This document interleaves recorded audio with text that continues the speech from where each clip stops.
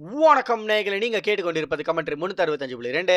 நேயர்களே, எல்லாருக்கும் பொங்கல் தின நல்வாழ்த்துக்கள். அண்ட் எல்லாருமே பொங்கல் ஹாலிடேவே நல்லா என்ஜாய் பண்ணிட்டு தான் நினைக்கிறேன். ஏன்னா இந்த பொங்கல் அப்பவே ஒரு நல்ல நல்ல படங்கள்லாம் வந்துருச்சு. அண்ட் அதோடவே சேர்த்து இன்னும் 2 நாள்ல 28 இயர்ஸ் லேட்டர் போன் டெம்பிள்ங்கிற படத்தையும் நம்ம பார்க்க தான் போறோம். சோ அதனால இப்போ அந்த படத்தோட ட்ரைலர் பிரேக் டவுன் பண்ணாதான் கரெக்டா இருக்கும்னு நினைக்கிறேன். அண்ட் இந்த படத்தை பார்க்கறதுக்கு முன்னாடி இதுக்கு முன்னாடி வந்திருந்த 28 days later, weeks later and years later இது 3 படத்தையும் பாத்துருங்க. ஏன்னா இந்த 3 படத்தையும் கனெக்ட் பண்ற மாதிரி தான் போன் டெம்பிள் இருக்க போது. அதனால தான் ப்ரோ, அப்ப கிலியன் மர்ஃபி இந்த படத்துல வருவாரான்னு கேட்டீங்கன்னா அவரோட கேமியோ இருக்குங்கிற மாதிரி தான் சொல்லிருக்காங்க. பட் போன் டெம்பிளுக்கு அப்புறம் வரப்போற படம் அவர் வச்சுட்டாங்க மூவ் ஆக போகுது, அது கன்ஃபார்ம். ஓகே, இந்த போன் டெம்பிளோட ட்ரைலருக்கு வருவோம். ஆக்சுவலா இந்த படத்துக்கு 2 விதமான ட்ரைலர் கட் பண்ணிருக்காங்க. ஒன்னு அபிஷியல் ட்ரைலர், இன்னொன்னு இன்டர்நேஷனல் ட்ரைலர். பட் 2 ட்ரைலருக்கும் பெருசா எந்த டிஃபரன்ஸ் இல்லனாலும் பக்காவா இந்த ட்ரைலரை கட் பண்ணிருக்கானுங்க. ஏன்னா இந்த படம் எதை நோக்கி போக போகுதுங்கிறத நமக்கு ட்ரைலர்லயே செட் பண்ணிடுறானுங்க. ஆனா அதுக்கு மொத்த கதையும் உனக்கு ரிவீல் பண்ணல, ஜஸ்ட் இந்த படத்தை பத்தி ஆடியன்ஸோட மைண்ட செட் பண்ணிருக்கானுங்க, அவ்வளவுதான். சோ இப்போ இந்த 2 ட்ரைலரை வச்சு நம்ம பிரேக் டவுன் பண்ண போறோம். சோ தொடங்குவோமா? ஃபர்ஸ்ட் நம்ம அபிஷியல் ட்ரைலர்ல இருந்தே போயிடலாம். அண்ட் அதுலயே 2 ட்ரைலர் ரிலீஸ் பண்ணிருக்கானுங்க.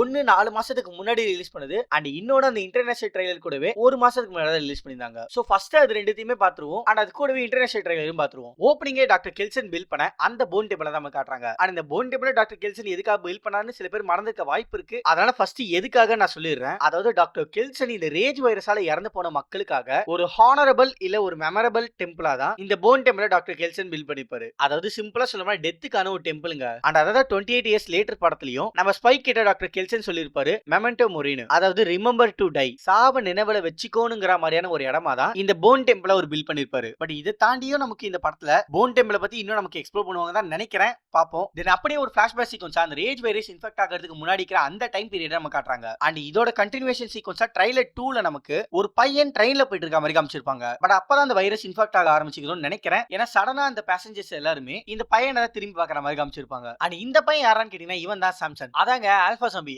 அவன் தான் இவனா இருக்க வாய்ப்பு இருக்கு. அண்ட் இந்த இடத்துல டாக்டர் கெல்சனும் இந்த சின்ன பையன் சாம்சனும் ஃப்ரெண்ட்ஸ் ஆயிப்பாங்கன்னு நினைக்கிறேன். ஏன்னா டாக்டர் கெல்சனுக்கு சாம்சனை முன்னாடியே தெரிஞ்ச மாதிரி தான் காட்டுறாங்க. அண்ட் நானும் 2-3 ப்ரோமோ வீடியோலையும் பார்த்தேன். டாக்டர் கெல்சன் ப்ளோ டாட்டை யூஸ் பண்ணி சாம்சனை இம்மொபைலைஸ் ஆக்கிட்டு அவங்க கூட உட்காந்து பேசிட்டுலாம் இருப்பாருங்க. சோ 2 பேருமே அந்த ட்ரெயின்ல தான் இன்ட்ரோடியூஸ் ஆயிப்பாங்கன்னு நினைக்கிறேன். அண்ட் அதனால தான் டாக்டர் கெல்சனுக்கு சாம்சனை தெரிஞ்சுக்கிது போலங்க. தென் அப்படியே பிரசன்ட் டைம்ல டாக்டர் கெல்சன் ஒரு ட்ரெயின் குள்ள நடந்து போயிட்டு இருக்க மாதிரி காமிச்சிருப்பாங்க. அண்ட் அந்த ட்ரெயின் தான் ஃபிளாஷ்பேக்ல காமிச்சா அந்த ட்ரெயினா கேட்டீங்கன்னா கண்டிப்பா கிடையாது. ஏன்னா அந்த ட்ரெயின் கிரீன் கலர்ல இருக்கும். இங்க நம்ம டாக்டர் கெல்சன் நடந்து போது ப்ளூ கலர்ல இருக்கிற மாதிரி தான் காமிச்சிருப்பாங்க. அண்ட் எனக்கு தெரிஞ்ச வரைக்கும் இந்த ட்ரெயின் தான் ஸ்பைக்கும் ஐலாவும் சாம்சங் கிட்ட தப்பிச்சு ஓடிப்பாங்களே அந்த ட்ரெயினா இருக்கும்னு நினைக்கிறேன். எனக்கு கிட்டத்தட்ட பாக்குறதுக்கு 2 ட்ரெயினுமே சேமா இருக்க மாதிரி தான் இருக்கு. பட் இந்த இடத்துல கேள்வி என்னன்னா டாக்டர் கெல்சன் எதுக்கு போன் டெம்பிள் விட்டுட்டு இங்க வந்தாருன்னு பட் சுத்தமா ஐடியா இல்லங்க. மேபி டாக்டர் கெல்சன் ஒரு சீக்ரெட் ரூம் குள்ள இருக்கிற மாதிரி காமிச்சிருந்தாங்களே அந்த இடத்துல டாக்டர் கெல்சனோட ஃபேமிலி போட்டோஸ் நம்ம பார்த்திருப்போம். ஆனா அந்த இடத்துல உங்களுக்கு பார்த்தாலே தெரிஞ்சிருக்கும் ஏகப்பட்ட மெடிசன் சம்பந்தப்பட்ட புக்ஸ் காமிச்சிருப்பாங்க. அண்ட் அனாட்டமி சம்பந்தப்பட்ட புக்ஸ் நமக்கு காமிச்சிருப்பாங்க. சோ இது எல்லாத்தையுமே அவர் எக்ஸ்ப்ளோர் பண்ணி தான் கண்டுபிடிச்சு பாருன்னு நினைக்கிறேன். சோ அதே மாதிரி தான் இந்த ட்ரெயினையும் எக்ஸ்ப்ளோர் பண்றதுக்காக வந்திருப்பாருன்னு நினைக்கிறேங்க.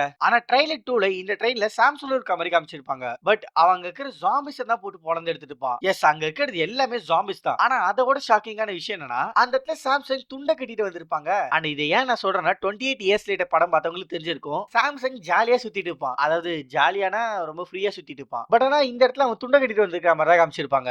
ஆப்வியஸா இதை டாக்டர் கெல்சன் பண்ணிருக்கதா வாய்ப்பு இருக்கு. ஏன்னா அவருக்கு தான் சாம்சனை ஒரு ஜாம்பியா இல்லாம ஒரு பர்சனா தெரிஞ்சிருக்க வாய்ப்பு இருக்கு நான் சொன்னல. சோ ஆனாதான் இந்த இடத்துல துண்டை கட்டி விட்டுருப்பாருன்னு நினைக்கிறேன். தென் அப்படியே இந்த ட்ரெயின்ல இன்னொரு ஷாட்டி காமிச்சிருப்பாங்க. அதாவது அந்த இடத்துல யாரோ ஒருத்தர் அங்க இருந்து ஜாம்பிஸோட டெட் பாடி யூஸ் பண்ணி தன்னை கவர் பண்ணிக்கிற மாதிரி காமிச்சிருப்பாங்க. அது மேபி டாக்டர் கெல்சன் இருக்க வாய்ப்பு இருக்கு. ஆனா எதுக்குன்னு தெரியல. தென் இப்பதான் நமக்கு ஸ்பைக் ஜிம்மியோட கேங்ல இருக்கிற மாதிரி காட்டுறாங்க. ஆக்சுவலா பாத்தீங்கன்னா போன படத்தோட எண்டிங்லயே ஸ்பைக் அந்த ஜாம்பி கிட்ட இருந்து எடுத்த அந்த குழந்தைய அவன் இருந்த அந்த ஹாலி ஐலாண்ட்ல வச்சுட்டு தன்னோட அப்பா கூட சேர்ந்து வாழ்றதுக்கு விருப்பமே இல்லாம அகைன் அந்த காட்டுக்குள்ளேயே போயிட்டு சர்வே ஆக ஆரம்பிச்சிருப்பான். அண்ட் அப்பதான் ஜிம்மியோட கேங் கூட சேர்ற மாதிரி காமிச்சிருப்பாங்க. ஆனா ஜிம்மியோட கேங் கூட சேர்றதுக்கு ஒரு ரூல் இருக்குது போலங்க. அதாவது தன்னோட பேரை ஜிம்மின்னு மாத்திக்கணும். நேயர்களே, இந்த விஷயத்தை நான் சொன்னதும் உங்களுக்கு யாராவது ஒருத்தங்க strike ஆகுறாங்களா?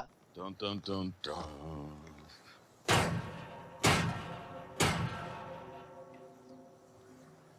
Little pig, little pig. Let me in.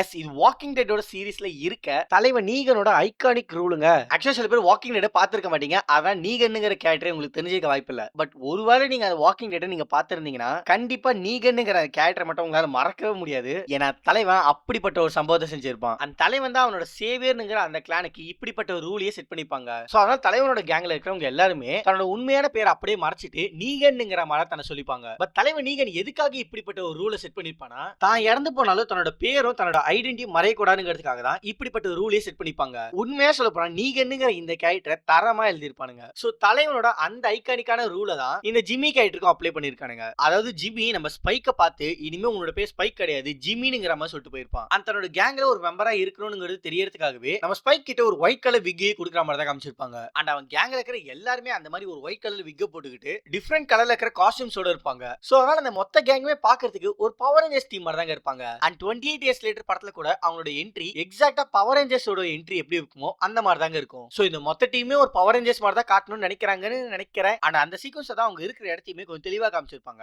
அதாவது அவங்க இருக்கிறதே ஒரு ஸ்விம்மிங் பூல் ஏரியாங்க. ஆனா அந்த இடத்துல ஜிம்மி ஒரு எல்லோ கலர் த்ரோன்லயே உட்காந்துருப்பான். ஆனா அதை பார்க்கும்போது எனக்கு மட்டும் தான் அப்படி தோணுதா இல்ல உங்களுக்கும் அப்படிதான் தோணுதா? என்னன்னா அந்த எல்லோ கலர் த்ரோனை பார்க்கும்போது ப்ரொஃபசர் எக்ஸோட அந்த ஐகானிக் எல்லோ கலர் சேர் ஒண்ணு இருக்கும்ல அதே மாதிரி தாங்க இருக்கு. ஆனா அது வேணும்னே அப்படிதான் இருக்கணும்ங்கிறதுக்காக பண்ணிருக்கானுங்களா இல்ல அந்த இடத்துக்கு கான்ட்ராஸ்டா தெரியறதுக்காக அப்படி பண்ணிருக்கானுங்களான்னு தெரியல. ஆனா எனக்கு பார்க்க அது ப்ரொஃபசர் எக்ஸோட சேர் மாதிரி தாங்க தெரியுது. ஆனா அந்த சேர்ல உட்கார்ந்த ஜிம்மி அவங்க அப்பா கூட பேசுற மாதிரி காமிச்சிருப்பாங்க. அண்ட் அப்பா அவனோட ஹேண்ட் போஸ் நீங்க நோட் பண்ணீங்கன்னா தெரியும் அதே மாதிரியான ஒரு போஸை தான் ஜிம்மி அந்த போன் டெம்பிள்ல வைக்கிற மாதிரி காமிச்சிருப்பாங்க. பட் ட்ரைலர்ல இருக்காது வெறும் ஃபர்ஸ்ட் லுக் இமேஜஸ்ல தான் இருக்கும். பட் இந்த போஸ்க்கான அர்த்தம் என்னன்னா கடவுளுக்கு ஆப்போசிட்டா இருக்க பேஃபமெட்னு சொல்லக்கூடிய ஒரு சாத்தானோட போஸ் தான் இந்த போஸ். பட் ஆக்சுவலா பாத்தீங்கன்னா ஜிம்மியோட அப்பா ஒரு சர்ச்சோட ஃபாதர். அண்ட் 28 இயர்ஸ் லேட்டர் படத்துல பாத்திருப்பீங்க அந்த ரேஜ் வைரஸ் இன்ஃபெக்ட் ஆக ஆரம்பிக்கும் போது ஜிம்மியோட அப்பா அவர் போட்டிருந்த அந்த கிராஸ் சிம்பிள் டாலரை நம்ம ஜிம்மி கிட்ட கொடுத்திருப்பாரு. ஆனா அதுக்கப்புறம் அவரே இறந்து போயிடுவாரு. ஜிம்மியோட ஃபேமிலில இருந்து எல்லாருமே இறந்து போயிருப்பாங்க. சோ அதான் ஜிம்மி அப்பத்துல இருந்து அந்த கடவுள் நம்பிக்கைங்கிறதை இழந்துட்டு அந்த கடவுளுக்கு ஆப்போசிட்டா இருக்கிற சாத்தான வழிபட ஆரம்பிச்சிட்டான்னு தான் நினைக்கிறேன். ஏன்னா அவங்க அப்பா கொடுத்த அந்த கிராஸ் சிம்பிளையும் அவன் ஆப்போசிட்டா போட்டு யூஸ் பண்ற மாதிரி காமிச்சிருப்பாங்க. சோ ஜிம்மியே ஒரு சாத்தான காட்டதா ட்ரை பண்றாங்களோன்னு நினைக்கிறேன். தென் ஜிம்மி அவனோட பவர் ரேஞ்சர் டீமை கூட்டிக்கிட்டு அவன் இருக்கிற அந்த ஸ்விம்மிங் பூல் ஏரியால இருந்து ஏதோ ஒரு இடத்தை நோக்கி அந்த காட்டுக்குள்ள போற மாதிரி காமிச்சிருப்பாங்க. அண்ட் அப்ப அந்த ஃப்ரேம்ல நீங்க நோட் பண்ணீங்கன்னா தெரியும் ஒரு இடத்துல இருந்து ஸ்மோக்ஸா வர மாதிரி காமிச்சிருப்பாங்க. அண்ட் அதை பார்த்ததும் உங்களுக்கு கண்டிப்பா தெரிஞ்சிருக்கும் அவங்க எங்க போறாங்கன்ட்டு.